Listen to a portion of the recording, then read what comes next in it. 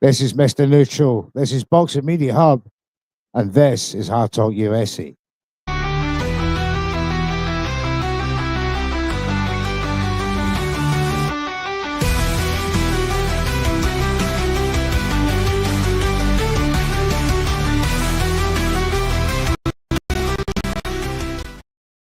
Welcome, ladies and gentlemen. It's your homeboy, Mr. Neutral, on Sunday night Hard Talk USA with my guy Remy, my co-host. How you doing, big man?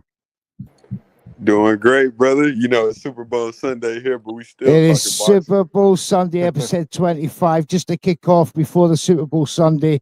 And we got some guests coming along. A few more to come along tonight, but our featured guest will be Mr. Trevor McCumby. Let's give it up for this man. Thank you. Graciously giving his time on a Sunday. I know you're a God-fearing man. And thank you very much, Trevor, for coming along. Trev, just before we get into that, this program is sponsored by Falcon Contracting and Jam's Boxing Media Chat. Now, Trevor McCumby, since we last saw you in the ring with Caleb Plant, tell us what you've been up to, what's been planned. We don't know nothing. Tell us what's going on with you recently. Honestly, the last few months I've been just hanging with my family. You know, last year I was away from my family for almost 7 months. So just had my baby in November, end of November. So just kind of getting acclimated with that and stuff. Congrats, man. Thank you. But yeah, I'm actually back in Vegas now training, and you know, we're just getting ready for something, you know, something meaningful. I'll be ready. So anybody that, you know, wants to get it can get it. Now, so you're in a bit of a, a lull in your career at the minute. You're back in training. You're just waiting for that phone call. Is it from your manager, from your team, to say, look, hey, we got something lined up? That's it. That's just what you're waiting on now. Yeah, my manager Hector Fernandez, he's with Fairco Box. He's you know, working on stuff, and you know, I'm also with Pro Box as well. You know, promotionally. So you know, they're working on stuff. I know they're talking to a lot of different promoters and figuring out, you know, something meaningful to go back into. And man, I'm super super stoked to get back in the ring, man. Yeah, we actually really enjoyed you in the ring last time. You were quite the refreshing character, you know, the way you look, your style. And you really brought the fight to Caleb Plant. And of course, you did have that knockdown, which, you know, you had everybody thinking, oh, this could be, you know, quite the upset here. But as you know, it didn't go your way. But mate, you made quite the impression. We cannot wait to see you again, especially me and my guy James. We were saying we love Trevor. We've had you on before, obviously. You know, we love your work and all the rest of the guy. So we're big fans. Can't wait to see you again in the ring. Keep us updated on that, of course. But listen, good luck. We will be watching. We will be supporting you. All right. But the show is titled. Thank you, Trevor. The show is titled "Is Canelo Season," guys. And welcome Ray Dollar-Trill to the show. Just an auspicious moment, Ray, or Trill. I know the commissioner, so many names. Great to have you on my show, mate. I just want to tell everybody that Ray's just dropped his album, The Transformation of Trill, on Spotify and Apple Music. Everybody, please go and check it out. It's absolutely amazing, and I can't praise it highly enough because I'm a hip hop fan. I've been, since the early '90s, and it's right up my street. So thank you. Yes, Mr. Neutral. Thank you for having me, brother. I really appreciate it. Absolutely stoked, mate. Absolutely stoked. Well, look, gentlemen, we have had quite the week with one Mr. Saul Alvarez Canelo. First of all, Ring Magazine, let's say, mistakenly tweeted out that Jake Paul, there it is, Canelo had made this super mega fight in the US everybody was stunned. Well, I mean, before we move on, I want to go around your reactions to this news when you first heard it. We go to the boxing man. Welcome to the show, Brett. And what was your reactions over the other side of the pond in Canada from when you heard it? Were you suitably stunned? Yeah. I mean, I say it surprised me. No, from a marketing standpoint of it's just easy money for Canelo. But I was also a bit disappointed that we try and hold him to a higher standard, and I felt like he was selling his soul a little bit by signing that contract. But obviously, as it transpired, it might have been an amazing PR play from him and his team to spring Turkey into action. But the bottom line is one way I'll finish on this. You can look at it either way now. Jake Paul's either finished in terms of where does he go next, unless he pulls an old boxer completely retired out of the graveyard, if you like, or does he just live on the fact that Canelo ducked him? We have to put up with that now forever. Yeah. So whatever, it's part of the circus, but Turkey's changed that for everybody, which is a great thing in my opinion. Thank you. Bringing Trevor into this point here, Trevor. When we first heard the news from Ring Magazine, Jake Paul, Canelo, obviously, what was your first thoughts? Were you, as you're in the game, you're quite close to, your ears on the ground.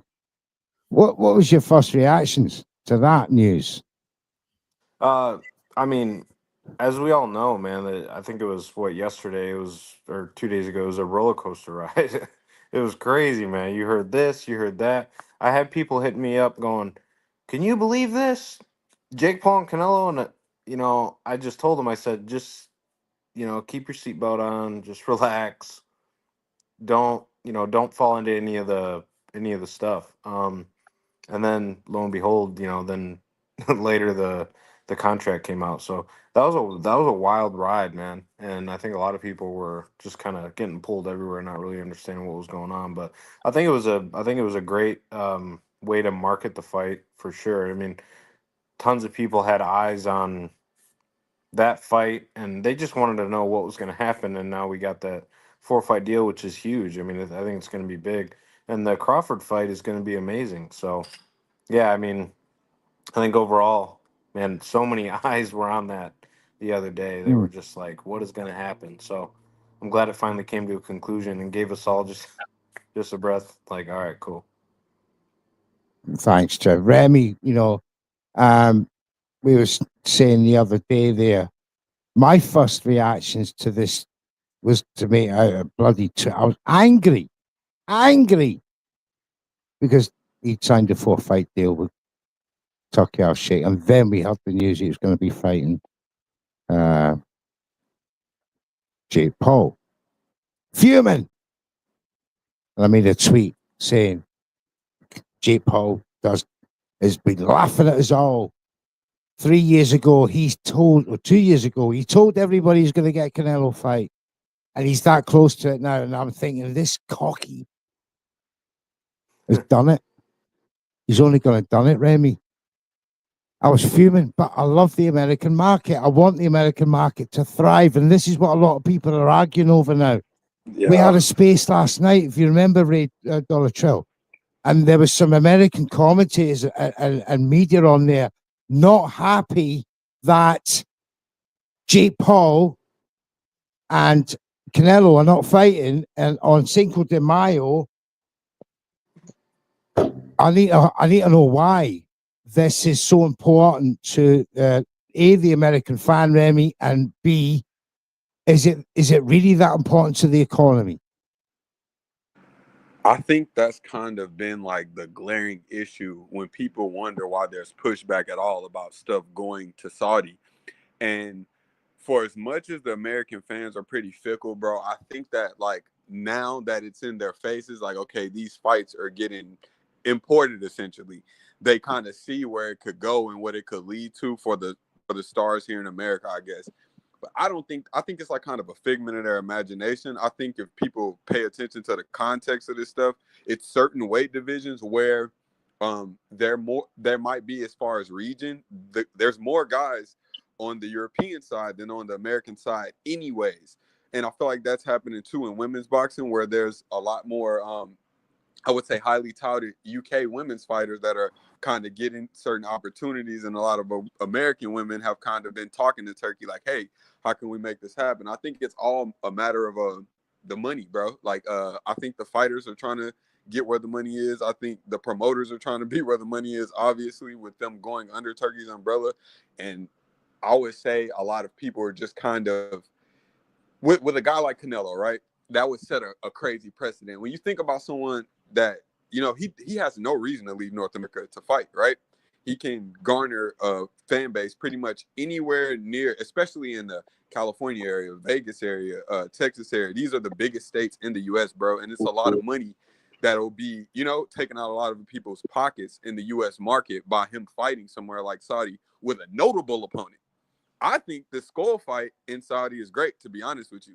But I think the Jake Paul thing was gonna kind of topple certain stuff, and it was gonna give Canelo um, a little leverage that I think certain people wouldn't have wanted him to have. I think it would have been sort of a mockery, bro, to a degree, with Canelo being in his prime. This isn't Floyd versus Conor McGregor, bro, and I hate that people compared it to that, because Floyd, literally, we saw him, you know, lose a step at that point. There weren't really any matchups for Floyd at that point that we really were craving. It was just young. It was the young lions versus him, and that was pretty much it. Canelo was still in the tail end of his prime, so I don't see why that would be good for boxing to that point, you know. So I understand that aspect. Thank you, Remy. Just want to pick up a few points from the chat here. So chat a lot. Welcome to the show evening, guys. James Boxing Chat, big up the panel. Blessings to Tenacious, big fan.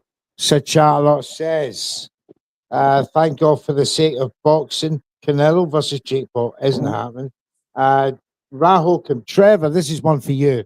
Do you agree with my position that undisputed champions like Canelo just hold up everything as they're given so much time to make their mind up as to what they're doing next? I think Canelo's in that unique position, you know, just like Floyd was. He can kind of do whatever he wants. So I don't know if you can just put it under that umbrella of undisputed champions, but yeah, I mean, I think if he were to go that option down, you know, Jake Paul and all that, but he's not really holding anything up now. I mean, he's gonna fight for undisputed, you know, against Skull for the IBF, and I think it was a way better option for him to go than to just go with Jake Paul. I think we want the Benavidez fight. I don't know if that's gonna happen, but at least we have Crawford, and that's gonna be a great fight. You know, my brother called me the other day, and he says, "Oh man, Canelo's gonna kill him," and you know, I just put it into perspective. Canelo started at 47. Crawford started at what, 35, 30. So I don't see how he's that much bigger than Crawford, but I think it's going to be a very interesting fight, and you got to throw in the dynamic that he's a southpaw. So Exactly. We'll that come dynamic to of it that in all a is bit. different. Yeah, we'll Hmm. come to that matchup in a bit. But Okay. then obviously we've all heard the news that, you know, and much to the embarrassment of Ring Magazine, I'm going to bring Trill into this, you know. First of all, through, I don't know who it was Mike Coppinger, uh, ESPN connection there, that they were giving out this information that they were going to fight Canelo and Jake Paul. And then Ring Magazine said, no, he signed a full fight deal. And that is then going to be William Skull. You were on a space last night with me where we were trying to explain to these diehard, you know, US fans who wanted, you know, this MVP stroke Canelo production. You're a boxing man through the decades. Is this the time where attractiveness in boxing overtakes what the hardcore would consider legacy?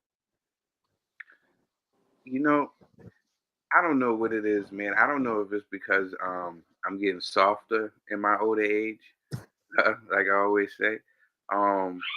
But really, no matter what he does, right? We seen this when you're number one, right? No matter what you do, you're damn if you do it, you're damn if you don't, right? I wouldn't care, right? Yeah. I love the sport of boxing and I respect the fighters because we, at the end of the day, people forget that these fighters, right, are putting their lives on the line for our entertainment, right?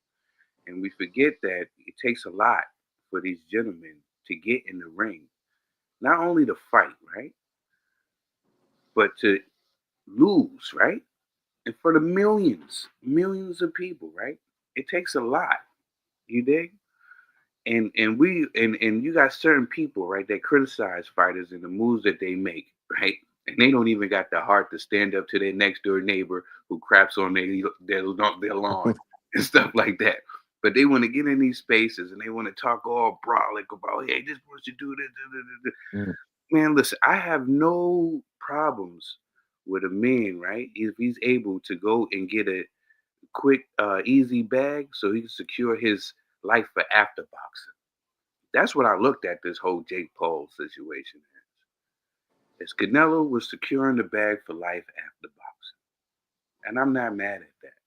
Canelo has done everything that we have asked him to. We asked him to fight the triple G's and all that. He's done that. You know? Like he's done, you check his resume, right? 24 champion, 26, something like that. Brother Mr. 23. Quite Let me agree. tell you this. If he 23 Quite fights agree. champions. One Benavidez, every year.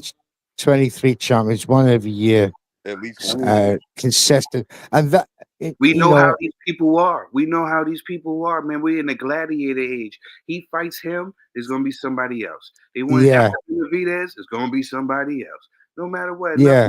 it's never gonna be enough. When you're number one, you know what I'm saying? This is And fine. that's where I have to push back against people who say that he's holding up the division. You know, with I think respect, it's gonna he happen. is given defense after defense of his undisputed title to Balanga, Muging, Ryder, etc. And he's continuing that trend with Skull. And that's what I see. That's what I commend. You know, let's bring the notorious all the way in Canada now, I believe. Is that right? Yeah, yes, I am We're in the speaking from US. You're a Montreal. globetrotter, you and your work, brilliant stuff. What do you think about what you heard initially? Oh, it was a no moment, wasn't it? I can guess from what you appreciate about boxing. Yeah, I mean, you might have saw my comments on X that I didn't think that the Jake Paul fight was going to happen anyway. You're a doubter. No, no, I didn't think it was going to happen because you know Jake has been calling Canelo's name for quite some time, but let's be real. I mean, he has a long way to go if he wants to take this game seriously. Now, Canelo used that for marketing purposes, which I don't blame the man. Like Troll said, he wants to get the bag to secure his future. There's nothing wrong with that. He's done everything that's been asked of him for like many years. Even though some fights, I I must say that they should have gone the other way, but nevertheless, he's been number one in the sport for many years. So he's used Jake Paul's name, used that free advertising, and now he's gonna fight Skull. He's got 4 fights a Riyadh season. I don't blame the man. If he wants to retire after 4 fights, then he's done everything. He's gonna be a legend in the sport.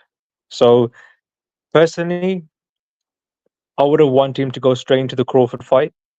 I don't think the Skull fight. I mean, yes, it's for another belt. I think it's the IBF, right? Yes, But undisputed 2 times at yeah, 168. It's a legacy fight, yeah. whichever way you look at it. It is. But I haven't seen too much of Skull, so I'm not sure where he's coming from. But nevertheless, it's gonna be for the undisputed fight again, which is cool. And then I believe we're going to see the Crawford fight. So, at this time in Canelo's life, he's doing whatever needs to be done to get the money. Like Eddie Hearn said in many interviews, said, listen, Canelo is at this point now where it's like just how much and I am there. The number is right and I am there. So that's what he's doing. So I don't blame him. Okay, thanks very much, Trevor. Let's come back to you and Remy. In fact, I'll go to Remy first. We've got obviously the news that you've been fighting Skull, but again, we get the Benavidez conversation comes in. As soon as a Canelo rival is announced and it's signed and sealed, then we get the inevitable Canelo's avoiding Benavidez shows. Now, Remy, is that a fight that can marinate just a little bit more yet, just to really tantalize the fans? Or was it a missed opportunity in your eyes? I think it's gonna possibly go down as a missed opportunity just because how things are shaking up, bro. I just don't see how David goes back to a Canelo fight. Fighting comfortably at 75, he was clearly shedding a lot of weight. I think he walks around at about 215, 220, bro. I don't think it's good. It's good for his body or for the matchup in itself for him to go back to 68. Maybe he can win the belts. He can beat maybe the Bivol Beterbiev winner and get the belts. That would entice Canelo to go back up to 75. He is, a guy that started at 68, so it's not going to be like he's fighting Bivol, the natural 75-pounder. That might entice Canelo. But I'd have no problem with him fighting Skull, and it's literally because I know what he's doing. He's just securing that belt to make sure the fight with Crawford is undisputed versus undisputed. It's it's kind of a formality. We know Skull isn't on his level. It's okay. This happens in between big fights, but I think right now him and David are just like his name is gonna always be attached to Canelo's at this point, and I kind of think he wanted that to where if he did fight Canelo, I mean, it'd get him into the Canelo fight. He'd talk his way into a Canelo fight, or he'd be able to be the guy that Canelo ducked, and that would give him some star power just simply off being the guy that people perceive that Canelo ducked. And with those pay-per-view buys, I'm hearing they did 150 to 160K. If that's true, then I mean, hey, a Canelo fight doesn't look too crazy if let's say Canelo goes to this 4-fight deal. He comes out in those 3 fights, and that last one being someone they said is an opponent to be announced. That could end up being David after, if he were to clear Bivol or Beterbiev. That could happen still, I think. Yeah, it's a strange dynamic, this matchup. And Trevor, you understand these dynamics more than probably anyone. Of Canelo fighting William Skull next. Do you understand it? Do you agree with it? And do you think it's the perfect matchup leading up to the Terence Crawford fight in September, which we do know about is set in stone? I think it's a perfect matchup, and yeah, just to touch back on the bag, man. I think Trill was totally right, man. Like, I'm never gonna judge another man for a business decision. You know what I mean? Like, because at the end of the day, like, none of the fans, none of the reporters, none of the media, none of the promoters are gonna care about the fighter when it's all said and done. So That's he true. has to worry about himself. But yeah, I think the Skull fight is a good fight. I don't think I saw a little bit on Skull. He doesn't pop too much. It's not a really dangerous fight. On the surface, I mean, you never know. 2 men get in there, and he could, box his ears off. But I think it's a good fight going into the Crawford fight for sure. He's not too much of a risk when it comes to like punching power and stuff like that. It's a Now, good. It's a good. Trevor, He's a good fight because he becomes, undisputed, 2-time undisputed. That's what they're gonna say in the record books. Yep. Yeah, exactly. They're not gonna be like, oh, it was Skull, and they're gonna talk about when our kids talk about. They're gonna say, oh, he was 2-time undisputed. they're going to be arguing Yeah. with their, with their generation about who was the greatest in 20 years' time. It's the same arguments that people have now about 20 years ago, your Floyd, your Lennox Lewis's, your Mike Tyson's, etc., etc. But Canelo, to show 2 times undisputed on his resume at 168, going into a third in the same year, and with all these defenses as an undisputed champion, he's just racking up Hall of Fame points, But when you said something sense. earlier, Mr. Neutral, that I wanted to chime in on. He was talking about the Benavidez fight in Saul and all this. I honestly, if he could, I think he has to bring something to the table, right? If Benavidez, right? I thought this was dope of Benavidez because I was also criticizing these young fighters. I've said, you know what? These guys are too busy trying to run to the bag instead of sharpening their skills with each other. So when they get a chance to get in there with a Saul, they're not overwhelmed and won't be able to handle themselves. Because that's what I was seeing. These guys were just unexperienced when it was time to get in there with Saul. That's why they were sitting there asking them questions like, am I good enough? You thought I was good? Because, you know what I'm saying? Because they didn't get the chance to test themselves prior. You know what I'm saying? With other opposition that was just like them. You know what I'm saying? So I feel like that's where it hurt a lot of these fighters. So when I seen David Benavidez say, you know what, forget that. I'm not going to stay here and wait around. I'm going to go out to 175, carve my own path. I thought that was dope because if he can get the winner of Bivol and Beterbiev or Beterbiev of Bivol, any way you want to say it, if he can get the winner of them and then he can beat them, then that brings something to Canelo. Like maybe I should, because it gives him something to get up for. A lot of these fighters, when you get to a certain level, you know what I'm saying, it's hard to get up for certain fights. Maybe that would give him, a reason to get up for. And I think that the tolerance level for hunger starts to wane the more successful they are. Brett, David Benavidez has got till February 22nd to see the winner of Beterbiev Bivol. If Beterbiev wins, it's 2-0. And Benavidez is next up for that fight. We got a problem, Houston. Well, just David, you know what the problem is here, but I'm going to say, don't you? A-side, Riyadh, Vegas. Yeah. I mean, to back it up with the Benavidez conversation in terms of Canelo, I really like the fact that we're all like-minded people on here because you can buy into the bullshit that Canelo ducks this and Canelo doesn't want this. I think the career that man has had, he can make any decision that he wants. And the only reason that any of us would have wanted to see that Jake Paul fight is because he doesn't play in any scripts. He took the piss out of Turkey holding hands before he signs a 4-fight deal. He wouldn't have played to the Netflix script of like he'd have just gone in there and he would have ran him out and he would have ended it. So that part of us probably wanted to see it for that reason. But in terms of the Benavidez fight, I don't think the risk is worth the reward for him. He doesn't necessarily. Canelo wouldn't necessarily want that one on his resume because he's an aging fighter now.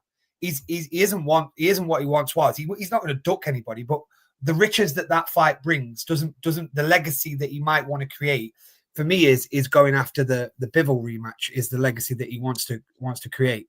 He wants to get that one back so he can pull that one back. But in terms of Benavidez, last weekend I was very impressed with him. Very poised, very, very, very technically. Like some of those those uppercuts on the inside and just the way he set things up and he didn't rush his work.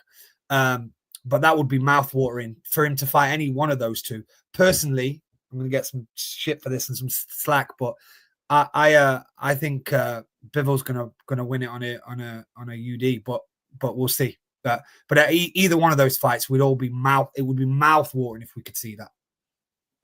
Thank you, Brad. That's not a bad prediction at all.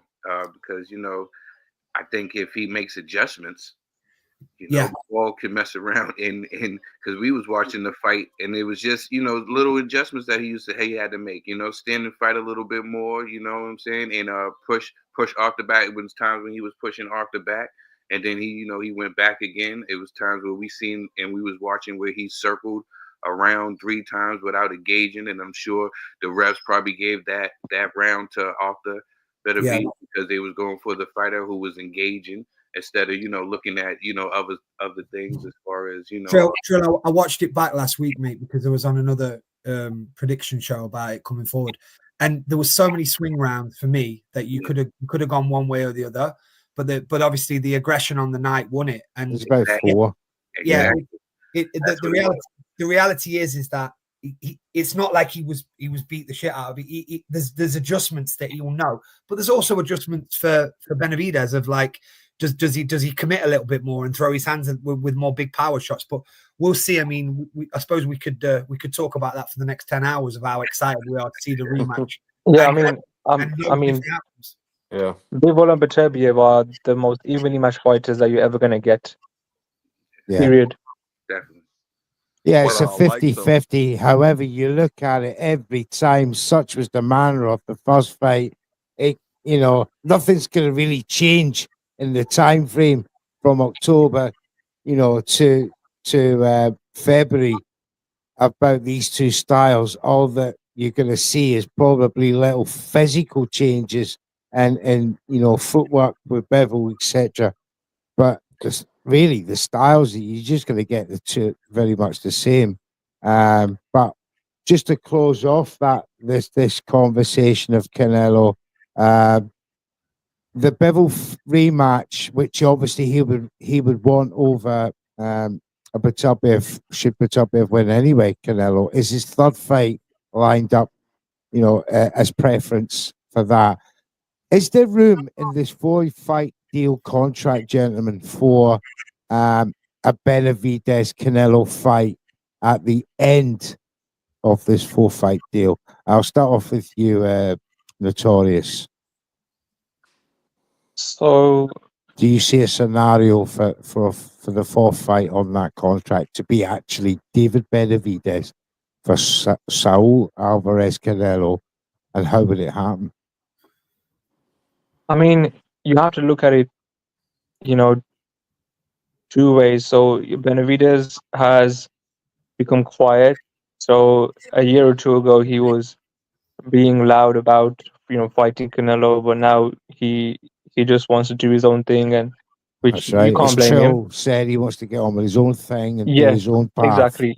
He just wants to fight, get on with his own thing, and that's okay because he's got his own career to cement. Also, the other way of looking at it is that Mr. Turkey Al-Sheikh has said that he will speak to Canelo and he will convince him. He will try and convince him to fight Benavidez. So, you have to look at it both ways. Benavidez has to be a bit more vocal if he really wants to fight, if he wants to fight on a Riyadh season card. And also, Turkey has to convince Canelo to fight him. I don't know how he's going to convince him because, like, Brett said that the financial reward is not going to be enough, and his name on Canelo's resume is not going to be that worthwhile, right, to take the risk. So I think if Turkey can give him the money and they are going to lose money on that fight, then you could see it, but I think more than likely you may not. Thank you, Notorious. Now, Trevor, the lads is basically saying here, money's not going to be enough at that point in the 4th fight of that contract, end of 2026. But should David Benavidez prevail and Beterbiev beats Bivol on the February 22nd card, that he would then become automatic mandatory for that fight. Should he prevail against the winner, against Beterbiev, he's bringing the goods to the table for this mega fight. Is that what's the final piece for that Benavidez Canelo mega showdown? Personally, I don't get what a fucking big deal is, but with Benavidez and Canelo, I don't get it. But it's what the fans want. Would that be the final piece in the jigsaw to make that fight, Trevor? There's so many different moving parts. You know, we're talking about, so whoever wins this rematch, I mean, it could be prolonged, and we have a trilogy, and then what are we gonna do, or what are they gonna do? Yeah, that's Um, true. I think it's But it's really I interesting. did say if Beterbiev wins and it becomes mandatory, you know, David Benavidez can't afford to, back out of that because, once he's been put in that position, he moved up to 175. If he takes that fight, should he be the miracle man that beats Beterbiev, then it's got to be said he's beaten Beterbiev, he's beaten everybody. Canelo needs to make that fight. He needs to make that against the undisputed 175 champion. There can be no more moving parts. Yeah, I mean, unless, like you said, he's getting a little older and does what he wants and just fights a few, just some bag fights at the tail end. But um, and Benavidez was mandatory for Canelo at 68 for a long time, and it never happened. Never So happens. these mandatories really don't even really matter, but it puts a little fire under your ass for sure. But I, can you really put a fire under Canelo's ass? I don't think so. He does what he wants. He's getting his Yeah, he bag. doesn't So care if the fans get to talking either, Trevor. He don't care about none of that. He doesn't care about the whispers of the sheep.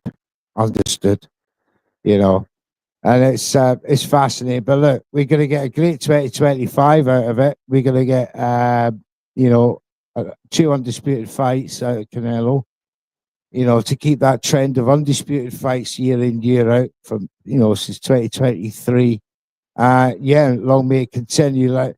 Let's close off that. We're going to move on to the last crescendo for the second half of the show. 22nd of February, and it's this fight that we were just been talking about. Beterbiev versus Bivol rematch. It was so close in that. If we get the list of the fights up, please, Jams, we can see.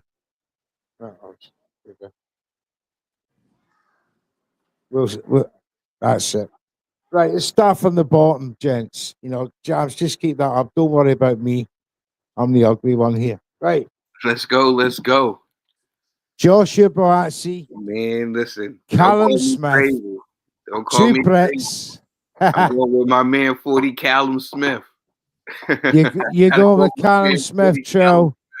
I love the Smith brothers, man. I ain't gonna switch up now, man. So I gotta stay with it, man. I'm going with my man 40 Callum Smith. I think it's too much. This would be the best win if Buassi could pull it off. It'd be the best win he ever had.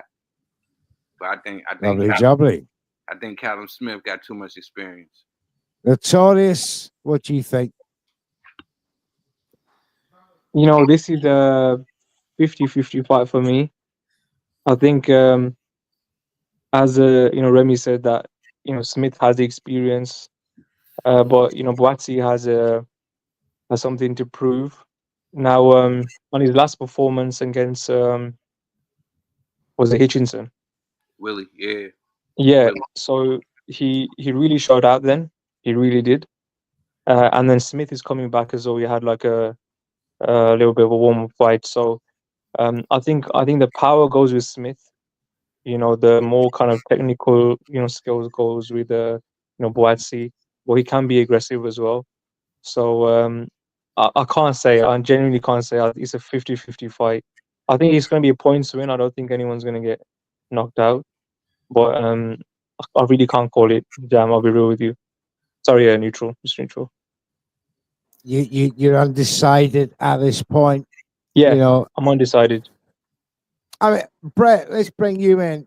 Do you feel the same way as me? I feel that Callum Smith has been fighting at a far higher level for quite a while now than Joshua Buatsi, who's on a decent enough run. Yeah. But is this a case of Callum Smith can only lose this fight because Callum Smith loses it and not Joshua Buatsi beats him? Look, I've obviously followed Boatsie's career. We all want to see the British domestic dust up between him and Yard, don't we? We want to see that. Definitely, 100%. We want to see that at some point. But controversially, he has flashes of brilliance, Boatsie, but I've not overly been impressed with him. You know, I've wanted more from him, and he's vulnerable. And Callum Smith is a proper fighter. He's a proper fighter, and he comes from that stock there. The brothers, you know, they just live and breathe it. And he'll probably felt hard done to, Callum Smith, because he's out the limelight a little bit, you know. But then this is his shot back at it, and I'm expecting a vintage performance from Callum Smith, and I think he wins the fight. Yeah, 40 cal.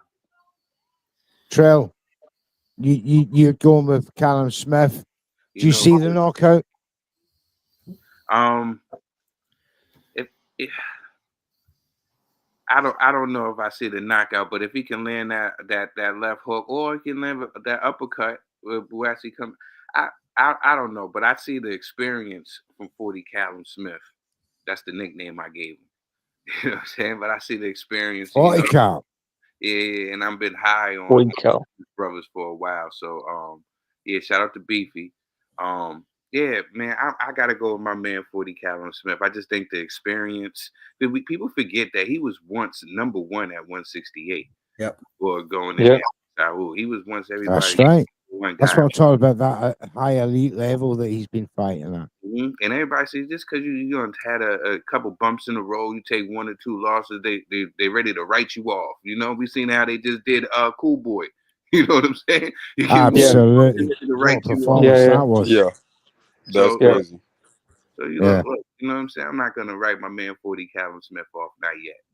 I mean, at one point he was knocking out everyone. Yes, exactly. Exactly. And then he moved up and still knocked them out. Remy, I mean, do you feel that, you know, Callum is just a bit too strong for Joshua Boatsy?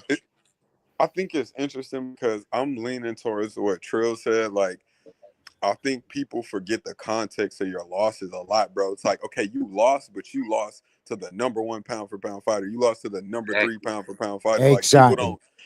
I think people are so like kind of jaded, and they don't necessarily grasp the guys they're up against. Like, okay, you took a quote unquote devastating L to a guy who this dude is pretty much doing this to everybody essentially. And then when Callum Smith fought Canelo, to be honest with you, I think he might have been like, you know, sticking around the weights a little too long. You know, right after he moved up, it could have been like a thing where he might have fit better at 75. He goes in with Beterbiev. Like, he lost to 2 guys that pretty much anybody in 68 or 75 will lose to. So with Boatsy, I feel like Boatsy was guided a certain way away from certain fights. I feel like people don't really talk about that as much as they were about a year and a half ago with his. I think he went to boxer from. He was at Matchroom. He was all over the place. Yeah, so around that time, there was a lot of rumblings then about him kind of avoiding tough competition. And I think they're going after Callum right now, possibly because they think he's like a wounded fighter.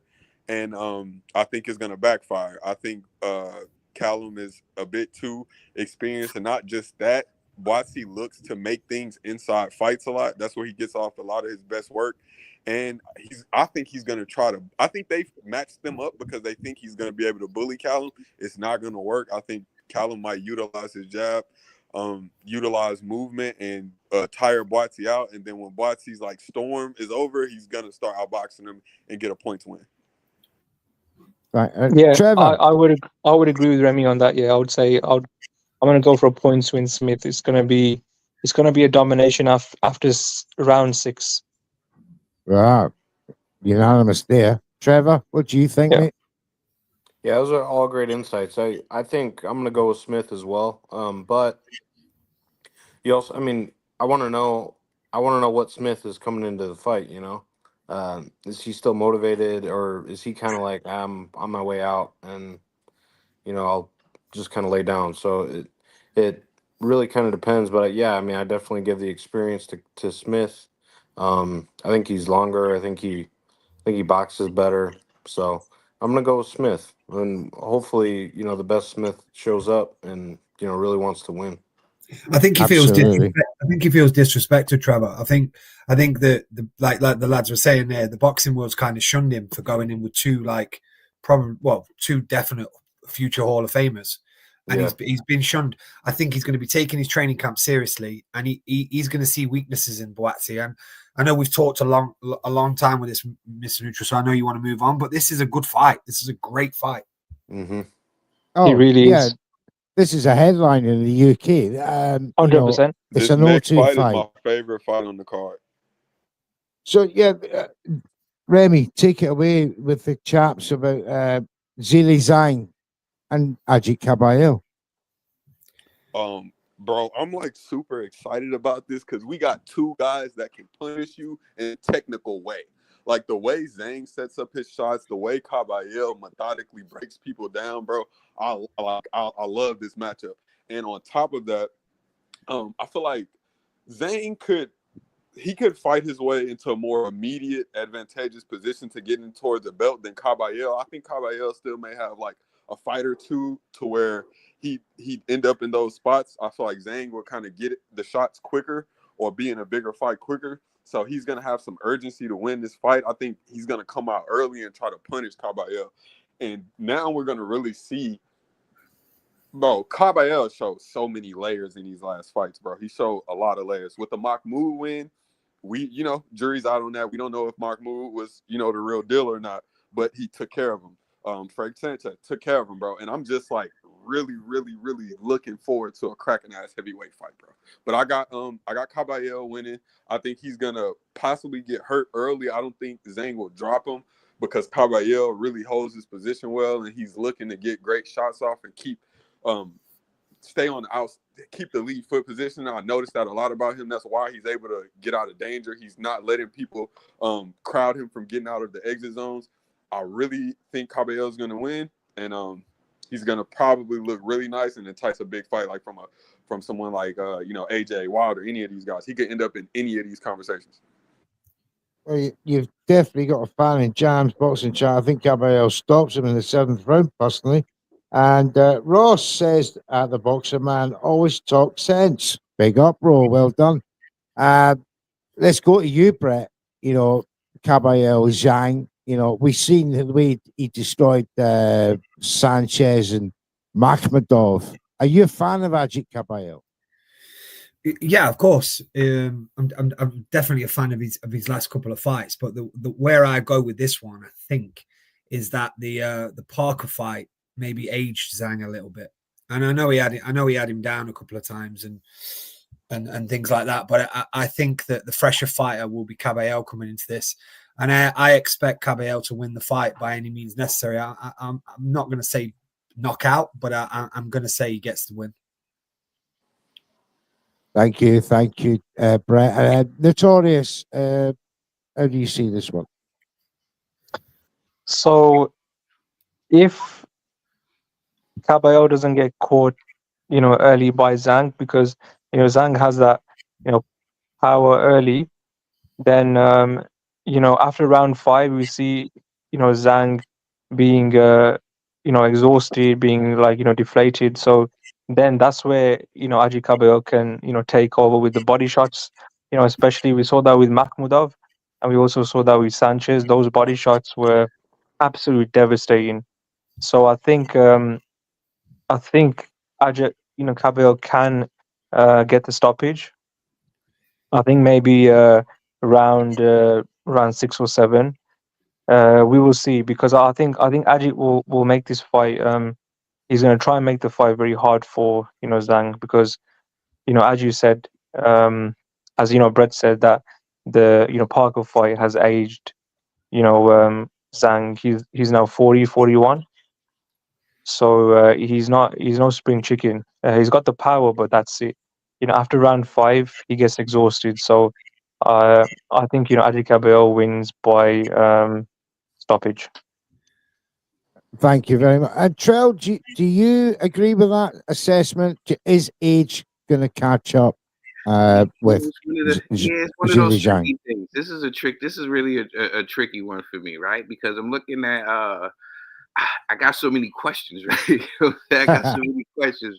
Because it's like you know, Zhang has been in there with some dogs, right? And he has passed the test with flying. People forget what he did to Joe. And what's the last thing to go on the Asian fighter? That Power. pop, that Power. pop. Yeah. So Tawks.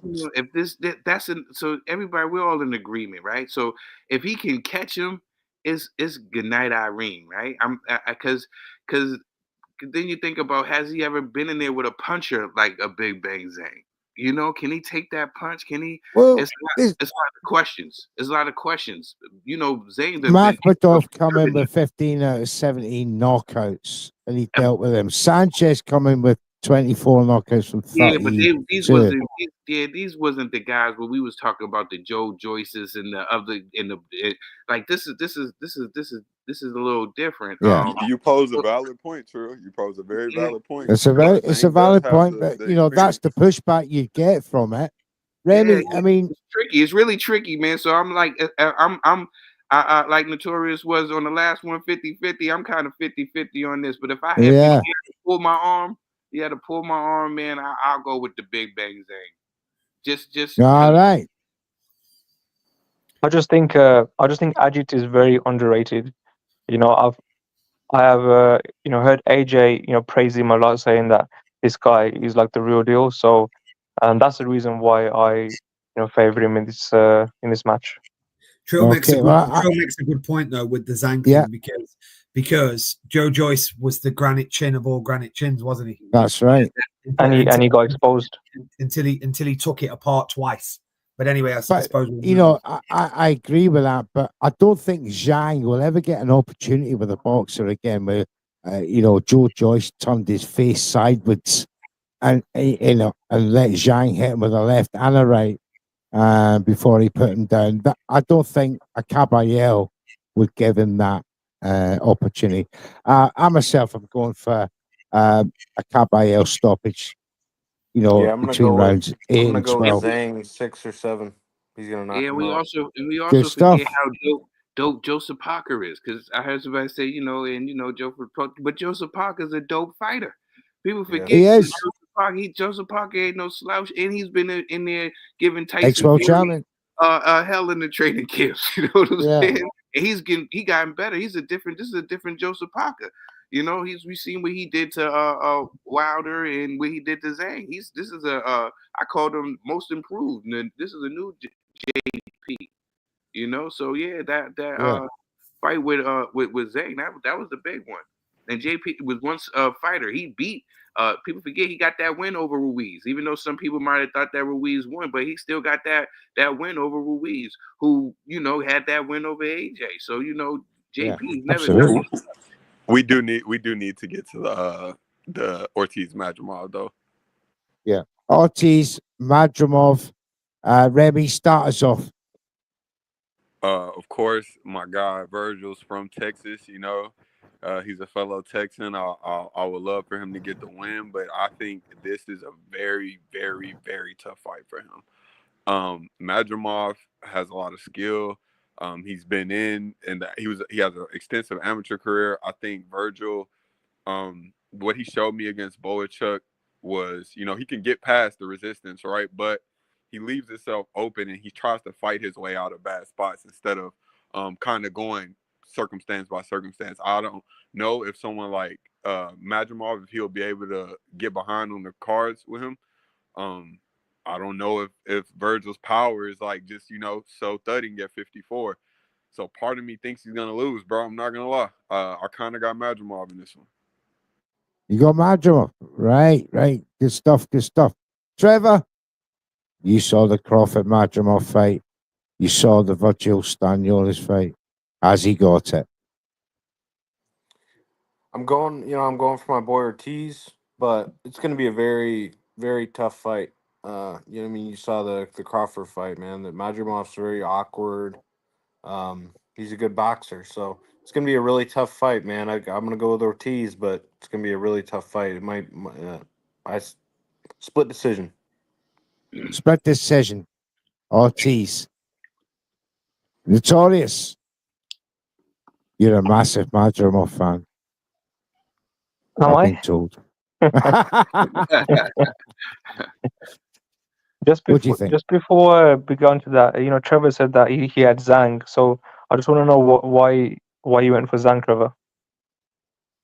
I'm hitting that Hail Mary on that one. I've seen him. He's his awkwardness and he's crafty, man. He's real crafty, and he Yeah. can punch. There I you go. love guys that can punch. So Okay. I think he's gonna land that shot. Okay. No, that's great. So so yeah, thanks for that, Trevor. So yeah, I think that Ortiz lost against Bohachuk. I think that was it wasn't a close fight. I think Bohachuk lost that fight. Sorry, Ortiz lost that fight, and his performances are not very like mature as well. Like I've seen him in interviews and stuff like that, and he's not really mature when he answers questions and things like that. So I think Madrimov he's coming off the loss to Crawford, but he had some success in that fight, and he weathered the storm as well. Yes, he lost on points, but he showed that he can fight with a pound for pound great. So I got um I got Madrimov by I'm gonna say stoppage. Thank you, Brett.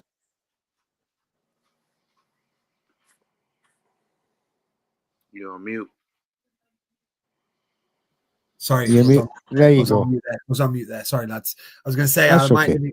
I might live in Canada now, but I'm going to use a British phrase of I'm going to be sitting on the fence with splinters in my arse here because but it's such a difficult one to call. But I think what I'm going to do is, for the sake of moving up this card so everybody else can speak about other fights, I'm leaning towards a points decision for Madrimov simply because of that experience of going in there with Crawford. I mean, look, Virgil Ortiz is a fan-friendly fighter, but I think that Madrimov is very skilled.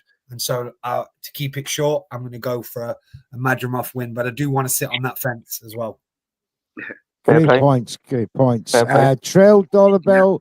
I guess I'm wilding because I got Virgil Ortiz on this one, man. I can't jump ship. I've been a Virgil guy. I'm gonna stick with my man Virgil. Shout out to Virgil. Yeah. I don't know how good Israel Madrimov is. You know what I'm saying? I really don't. Like, if we're judging him off of this Crawford win, I don't know if it was just Crawford's first time being at 154, and that's maybe why this guy had the success that he had. This would have answered questions for me once he go in there with Virgil.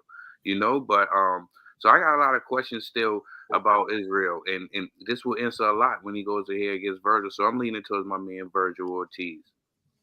Thank you, Trail. Thank you. I'm actually, because of that Bochuk fight, and I did taste Daniel, unless I did get that wrong. Because of that Bochuk fight, I saw a lot of flaws in Virgil Ortiz that Madrimov would punish him for. I agree. And I think Madrimov has been that boiled down middleweight at 160, went down to 154 to find success. He fought most of his amateur days at middleweight. He has, for me, been that proving ground for Terence Crawford that he could go up to weight and fight Canelo at some point because, he's a unit of a boxer. He is. Virgil Ortiz is going to have to throw some hellacious body shots to even hurt this guy. So I'm going to go with Brett, and I'm going to go with a Madrimov win. Let's move it on. That's why, you can't sit on the fence, Brett. That's me, Mr. Neutral. You can't do that. You've got to have an opinion. Sorry about that.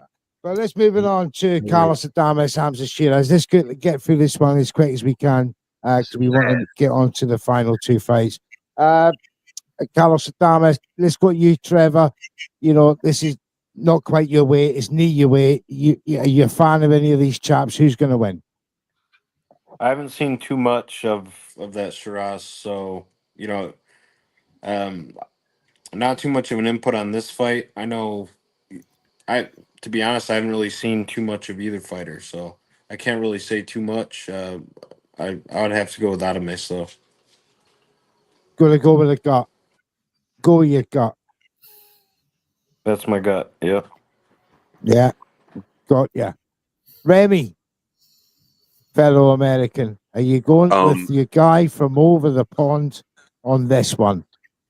Or your You side of know, the pond, I should say. with Shiraz, I'm not exact. I feel like Adames has been in with better opponents, right? But sometimes, like I look at fights like when he fought Teixeira, and I'm like, if that version of Adames goes in against Shiraz, he gets his ass whooped. So I'm not really sure if we're gonna get that version of Adames or the Deryevchenko version where he looks really sharp. He looks powerful. Shiraz is a very big dude for that weight class.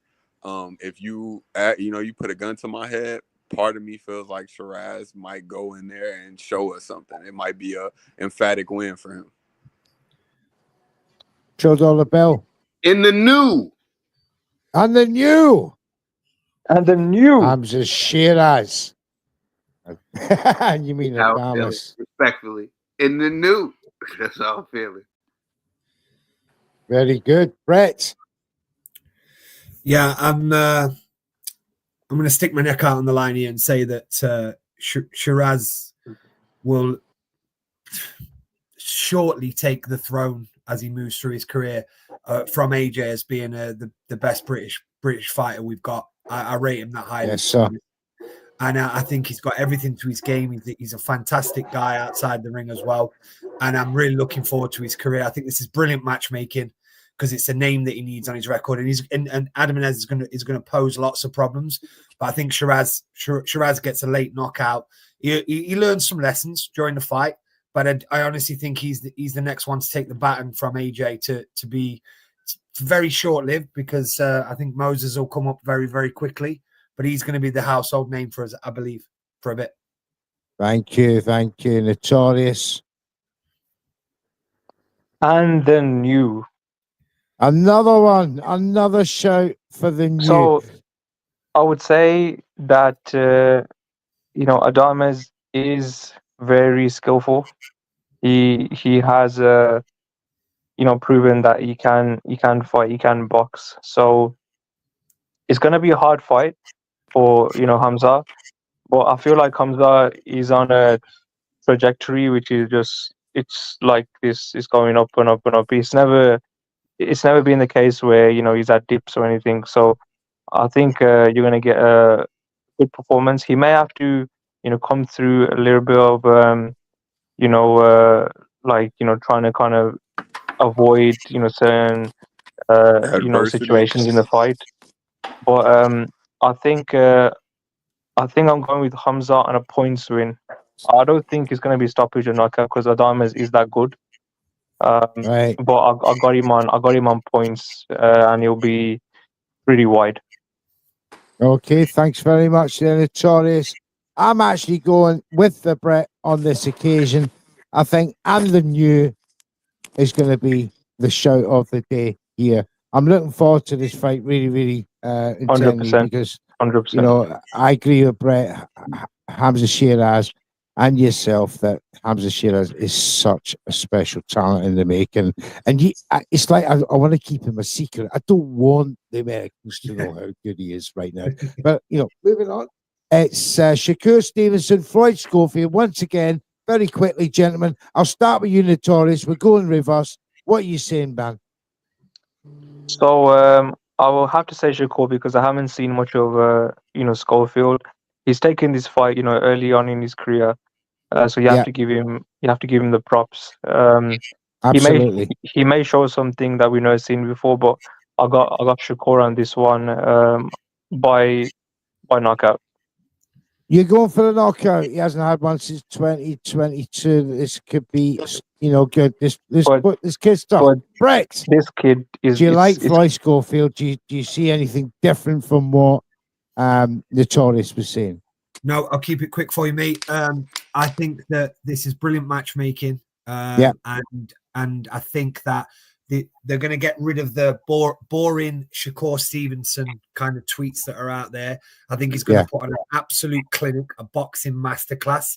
I don't know if he will get him out of there because I don't know if the pop can get him out of there. He's going to be he's going to be game Schofield. Doesn't have to get him out there. No, but I honestly feel like it'll be a highlight reel of beautiful boxing, slipping, and just So for me, it'll be a masterclass from Shakur, and he needs that because he needs to start getting these bigger fights.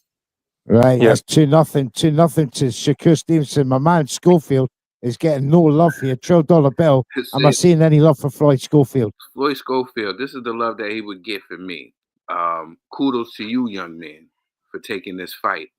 But like Javante Tank Davis said to Frank Martin, you should have waited. You should have waited. You know what I'm saying?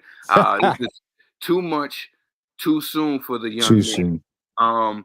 And Yeah, I agree. I want him to get. Oh man, listen, I don't want to say something too bad, but I just want him to get a whole new team. Floyd Schofield needs to get a whole new team. Oh, right. I get it. But I think that Shakur Stevenson wins this. I think this is going to be one of those Floyd Mayweather versus Etero Gotti moments. I think that the ref Right. stop the fight. I think the ref is going to stop the fight. Shakur might not knock him out, but there's going to be too much punches. This kid's going to take too much punishment. I And was- then the ref will stop the fight. I'm going for a God knockout. I'm going for a knockout. Remy, Don't look like it's you gonna make it I swear 4-0 to here God, to Shakur? Trill took the words out of my mouth. I said the same thing. I was thinking the same thing. Like, I don't think Shakur is gonna one punch him. I think it's gonna be a stoppage, a ref stoppage, because Floyd cuts easy. He cuts a lot, and he got cut a lot. And probably like his last 4 fights, he's out of cut. He cuts easy. I think he lunges too much. He leaves himself overcommitted in spots where Shakur is going to be literally hopping out, pot shotting. And after Shakur, starts to see how he's affected by his power, I think he's going to take more risks. And I think Floyd's going to be so overwhelmed. He's not, his dad doesn't have the answers for this one. Too much, too soon, like y'all said. This is the perfect fight for Shakur to get a knockout. That's what I'm saying. All right, Trevor. Uppercut's going to be there Floyd too. Schofield, leans forward. Shakur Stevenson. How do you see it going? Man, I just want to throw this out there too. Look at this card. Like, I was looks just about like to it came say, out of a video amazing. game or Just something. about to say that. It's crazy. What? It's a dope card. It's a dope card. Fire is Every Man. single one of them is a Yeah, headline. Turkey doesn't mess around. Turkey does not mess around. This could be a wonderful day. No, facts, Trevor, facts.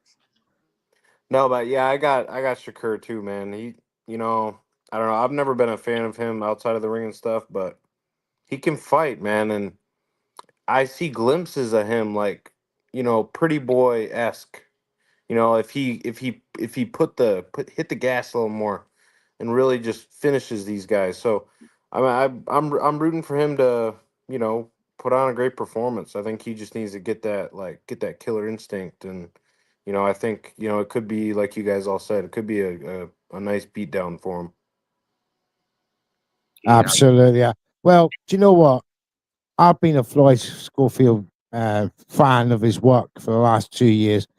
I've tweeted and said on Spaces, much to the annoyance of many, many people, that Floyd Schofield will be a champion with a certain, set certain of years. And yes, this opportunity has come about really, really early in his career. But nonetheless, my enthusiasm and faith in Floyd Schofield's work will see him through to a knockout victory against Shakur Stevenson.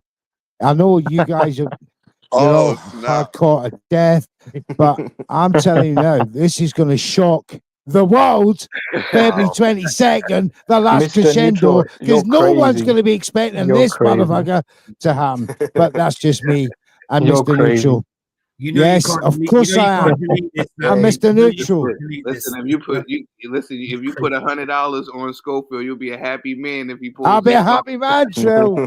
I'm getting to upgrade my equipment, brother. 50 DMs right now. I'm getting you heard it paid. here first, man.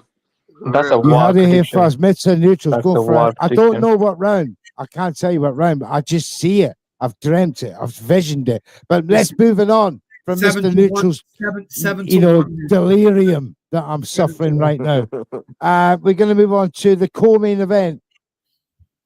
Daniel Dubois, Joseph Parker. I'll go first. Triple D is going to once again show the world why he is the most dangerous puncher in the world right now. And I think he's going to knock out Joseph Parker when he finally finds the range. Because Joseph Parker is going to be a slippery, slick motherfucker for a few rounds. and it'll take Dubois, who will hunt him down and try and pin him down for that knockout. But fear not, gentlemen. Mr. Neutral's once again laying the money down on Daniel Dubois for a stoppage. First 8 rounds. Remy, what do you think? I love Dubois, bro. He's one of those guys you just want to succeed because one, just his arc as a fighter. I love to see situations like that. I feel like him and Parker are two guys who kind of had the same situation where they came into championship contention very early in their careers. I think they both were maybe about 23, 24, and in the heavyweight division, sometimes guys get better with age, and I like that they were able to overcome those losses. Daniel Dubois, I told you this in our group chat recently, Neutral. I'm not. She's getting a little too cocky, but it's funny at the same time with these in-ring call-outs. Like he's on his Vince McMahon type promotion as of recently. I do think he's underestimating Joseph, and that's what's concerning me. That's why I brought that up to you. I think he's underestimating Joseph, and I think if he gets caught up really early in trying to stop him, he's going to expend too much energy, and then he's going to start getting circles boxed around him. And I'm kind of scared that that's going to happen, bro. I want him to knock out Parker, but I think Parker's going to fight a smart game plan. He's gonna try to tire Daniel out, get Daniel to about the 7th or 8th round. We know Daniel does get tired in those later rounds, and his power kind of goes down a bit. That's what I think. I think he's gonna outbox Daniel. And I've been picking Daniel in all these fights he's been winning, so I'm sad to say this, but I got Parker. Thank you very much, Remy. Thank you very much. $12 bell. Man, exactly everything that Remy just said. I know I've been hard on Daniel Dubois. I done called him triple knee and everything. I was just teasing. You know what I'm saying? But yeah, I think this fight, because I've been hearing him talk about fighting other people. You talking about fighting Usyk? You know what I'm saying? Stuff like that. You can't overlook the guy in front of you. That's what you can't do in boxing. You can't overlook the guy in front of you.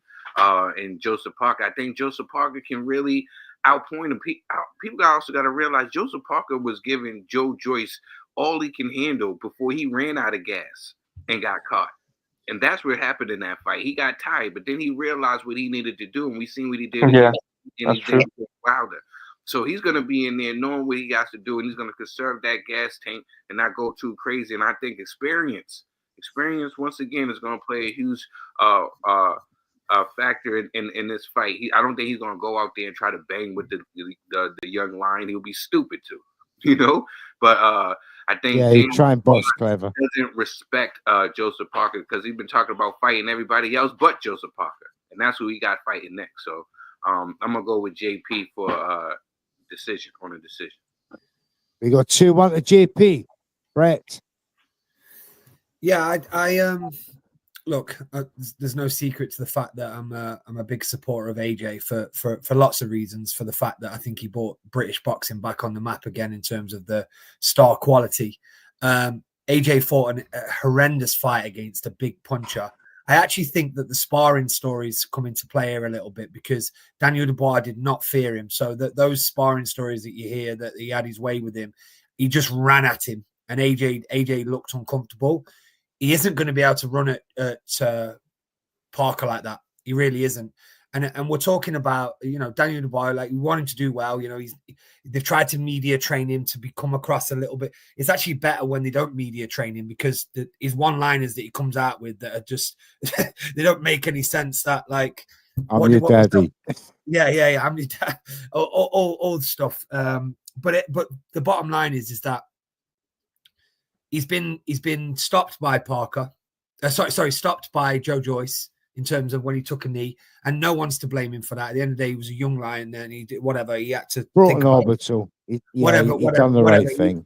And if you're in there, it's only you that can make that decision. And then the controversy of the Usyk low shot, we won't get into that right now, whether we think it was low or it wasn't. But then he did tire and got stopped with a jab, and it was a jab that stopped him. But he's completely ended AJ with the way how AJ survived 4 more rounds of that punishment is unbelievable, by the way, because he was out, He completely was out. down 2 And times, first round. it should have been done in one round. So, Yeah. but however, and I'll end it on this. With that, when you dethrone the cash cow in front of 96,000 people, can you imagine what that does to your self-esteem? You must think you're absolutely invincible. But if we're talking, Exactly. And he gets criticized for being too cocky. no, he's invincible right now. He's See, walking around. I told you, Neutral. I told you. He's the cash cow. He beat the cash cow, but I'm telling you this right now. I'm coming off my fence. There's no splinters on my arse on this one. Yes, mate. And I'm telling you right now, Parker wins a unanimous decision. Oh, I didn't want to hear that, but never mind. Thank you very much, Brett. Trevor, last but not least. Yeah, I'm going with Joseph Parker, man. I'm Oh, going with Joseph Parker. He's got the experience, man, and I think he's gonna box him, and I just don't think Dubois has it. But it's a very interesting fight, man. Dubois can crack, so we're gonna be in for a treat. Yeah, boxing, man. When you mention that orbital bone, that reminds me of at boxing. You come humbled or you get humbled. You know what I'm saying? Yeah, for sure. He was being very disrespectful. And with boxing, it comes back to bite you. You know what I'm saying? You come humble, you get humble. He was disrespecting Joe Joyce's mama, talking about the fact that she was blind. And you see what happened to him in that fight. That's karma. Well, it's the same thing with Trill. It's the same thing with him jumping in, telling Usyk, "I want my shot. I want my shot." You got somebody that's changed their career around, and you're overlooking him. Imagine that in training camp every day. Imagine what's being said in the gym by Andy Lee. He's overlooking you. He thinks it's done. So it's motivation, me. I agree. Definitely. Now, we've seen what Daniel Dubois does with people getting it. I feel that Daniel Dubois gets them angry because he feels that that's when they're at the weakest. Hence, EG, Charlie Vahokovic. He tries to get people. Mr. Neutral, you haven't asked me about my opinion. So I do, and I'm just about to come to you. Okay. The Taurus, do you feel that Daniel Dubois is not bothered about upsetting people now that he has got that AG when, and he's got this sort of complex media sort of look about him now? So my take on this is that I agree with Trevor, and I agree with everyone else, especially what Brett said, that the invincibility of Dubois is going to be his downfall, unfortunately. So I don't know who's been advising him about what to say and go in the ring and call out Usyk and then do all this crazy shit, because it's not him. I think it's someone else. That was Frank that night. Yeah. So Frank and other people are like giving him stupid advice, and they're gonna get him beat and they're gonna get him embarrassed. Now, the thing with Joseph Parker is he's trying to become a 2-time heavyweight champion, right? So he's gonna go in there. He's gonna go all out. Yeah, he ain't gonna want to tip tap and do all this. He's gonna be smart, but he's gonna want to demolish this man, right? So this is where I think it's gonna lie with experience. Joseph Parker has the experience. He has he's been through some ups and he's been through some downs. He's been champion. He knows what it's like. So I think I'm gonna go Joseph Parker. He's gonna make him quit again. Very, very good. Well, Mr. Neutral thinks you're all fucked in the head, but never mind. Let's move on to the main event, and to close the show off, Remy. Fantastic. We get the rematch. What do you think is going to happen this time? This fight has a lot of stakes, especially for it. Basically, the future of 168 and 75 depends on this fight and what's going to happen. I think that if Beterbiev were to win, he'd have to win by stoppage. And you know, I'm not trying to put my tinfoil hat on about this, but I think there's too much money in the third fight. I think with like Bivol game plan aside, I feel like all he has to do is make this close, and they're gonna give it to him, so the third fight can happen. And I think that Bivol's gonna win more so because of that than per se what might happen in the ring, and that's just, you know, tinfoil hat Remy. But otherwise, I think Beterbiev should win. I think he owned the real estate in the first fight. I when people were saying it was a robbery, I thought that was crazy. I thought there were a lot of times where Bivol just wasn't taking advantage of having Beterbiev in his face. He let Beterbiev push him back a lot, and a lot of times where he had opportunities, he didn't take them. So it went to Beterbiev, and people thought he was like styling on Beterbiev, and he wasn't. But I think this fight is gonna go to Bivol. Thank you, Trevor.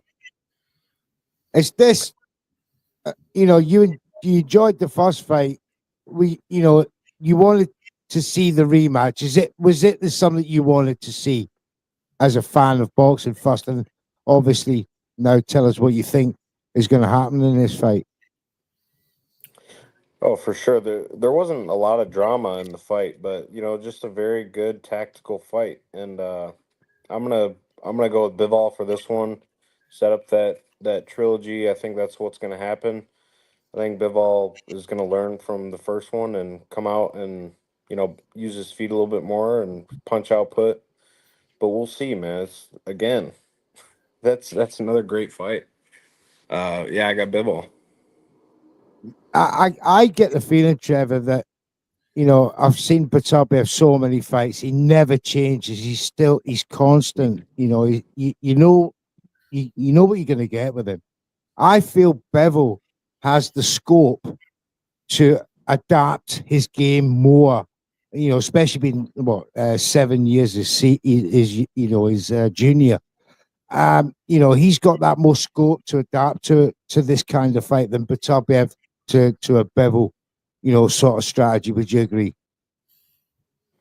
Yeah, I agree. Yeah, for sure. I think you know, Beterbiev is he's older too. So, and you just Yeah. never know, man. You never know. You wake up, you know, that next fight, Father Time could have caught up with you. I just think Bivol's gonna win, but Cheers, mate. we Cheers, shall mate. see.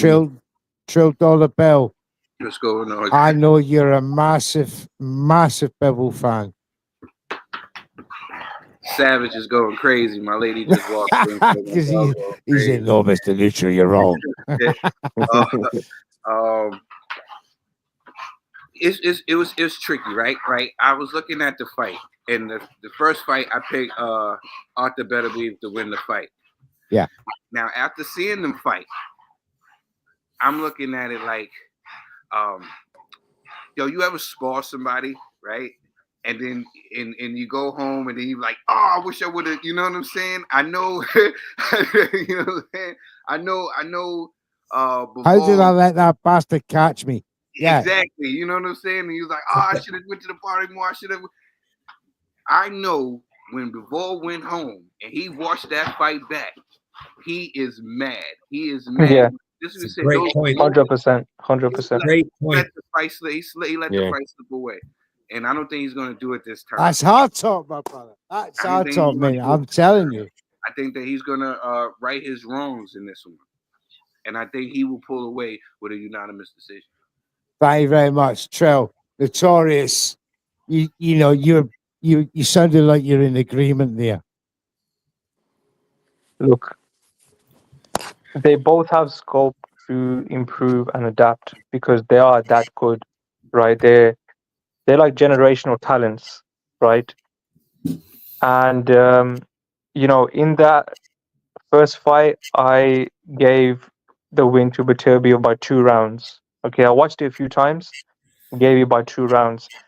Beterbiev wasn't really hurt in the fight. You know, you could see, you know, Bivol's face. It was, you know, clearly marked up. And there was a few times in the fight where he wasn't hurt, but he was like rattled, right? So, you know, that on that basis, I think both are gonna be better. Now, what Remy said, you know, they will give the fight to Bivol. All he needs to do is make it close, which could see happening. But as a Baturbia fan, I just think he's gonna dial it in. He's gonna bring the heat, and he's gonna put it on Bivol this time around, because last time he should have gone through the gears and try and stop him. But I think this time, I'm not saying he will stop him, but he was gonna go for the stoppage. But then Notorious, he can I might ask you a question? end up with a points win. Can I ask you a question, Notorious? Because Yeah. I was huge on Arthur Beterbiev as well. You know what I'm saying? That's why I picked him to win the first fight. Is nobody is well disciplined than this man. You know what I'm saying? He rides his bike from the house to the mosque to the gym to his family, and then he repeats it again. Right? This is what he does. He does But do you think the wear and tear is that going to be too much? Do you think is times like from the injuries and stuff like that? Do you think, because I feel like that wasn't the better be. I felt like he was a step off, even though he got the victory, and I felt like he won that fight. It wasn't no robbery; it was just a close fight. I just felt like he was a step off. Do you think it's the age, or do you think it's the injuries and wear and tear? So it's definitely the wear and tear. I think that the age not so much, because if you look at his past performances, yeah, he has got people out of there in every fight. But the thing is, with him and Bivol, they're evenly matched. They are that good. So I'm saying that yes, he had a wear and tear. He had an injury, unfortunately. If you're training for an undisputed fight, you're gonna train your balls off, right?